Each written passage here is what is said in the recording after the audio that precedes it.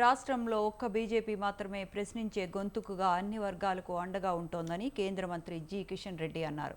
బీజేపీతోనే అభివృద్ధి సాధ్యమవుతుందని ఆయన పేర్కొన్నారు.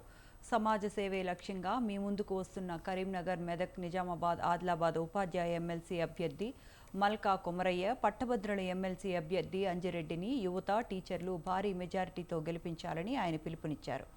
సంగారెడ్డి జిల్లా కందిపటాన్ చెరువులో ఎమ్మెల్సీ అభ్యర్థులు మల్కా కొమరయ్య, అంజిరెడ్డిలకు మద్దతుగా కిషన్ రెడ్డి ప్రచారం నిర్వహించారు. 3 ఎమ్మెల్సీ స్థానాల్లోనూ బీజేపీ అభ్యర్థులను గెలిపించాలని కోరారు.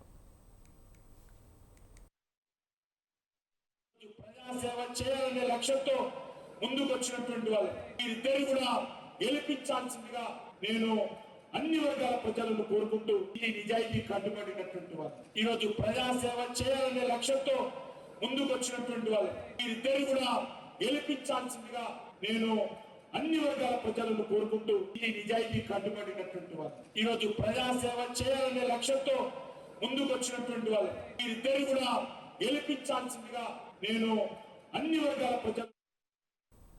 కేంద్రంలోని బీజేపీ ప్రభుత్వం జహీరాబాద్ పారిశ్రామిక స్మార్ట్ సిటీ కారిడార్ను ప్రకటించిందన్నారు.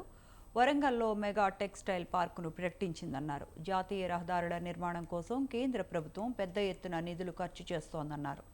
బీజేపీ నాయకత్వంలో దేశం మరింత పురోగమిస్తుందన్నారు.